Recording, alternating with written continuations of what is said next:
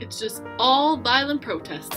The movement is violent and racist. And it's what I view as a rise in black supremacy. Racism is another problem with the Black Lives Matter. It began when an armed citizen, was shot by police after he attempted to flee from a traffic stop and raise his gun at an officer. Oh, and he was black. So the BLM movement's issue with the phrase all lives matter is racism in itself. I mean, do all lives matter, or I think all lives should matter.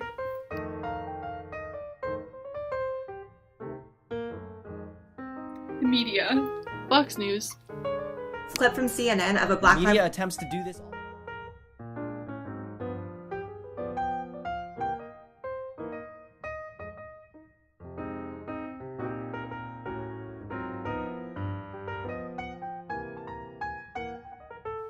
Have you ever heard the media discuss the real reasons behind the Black Lives Matter movement?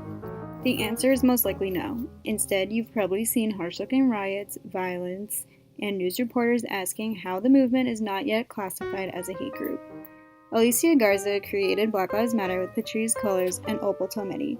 It was created as a call to action for black people after 17-year-old Trayvon Martin was killed and George Zimmerman, his murderer, was not held accountable for the crime he committed. Black Lives Matter was black people's contributions to this society, their humanity, and their resilience in the face of deadly oppression. It offers a new vision for young black girls around the world that they deserve to be fought for and that they deserve to rely on local government to show up for them and stand up for them. Black Lives Matter is a human rights movement that challenges systematic racism in every context. As Alicia Garza says, when black people are free, everyone is free. When we address problems in America, we often start from a place of trickle-down justice. If we make things better for the people on top who do not need the help, in this case white people, the people on the bottom, in this case black people, will not be helped. We have to address problems at the root. We must deal with what is happening in black communities and work our way up from there. If we deal with the most impacted, everyone has an opportunity to benefit. As Patrisse Cullors says, the movement for Black lives is not just for blacks, it's for everyone. She also explains how we live in a society obsessed with Black death. We see it every day, everywhere, through fiction and reality. What if instead we imagine Black life, Black people living? Black Lives Matter gives life back to Black people.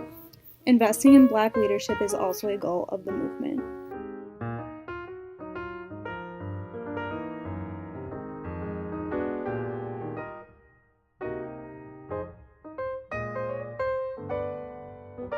Black Lives Matter events go on constantly all over the nation.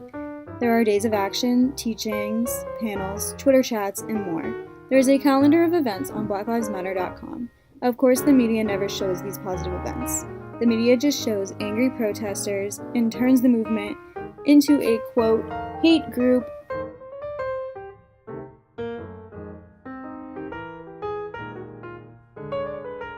It is a tool to reimagine a world where Black people are free to exist, free to live.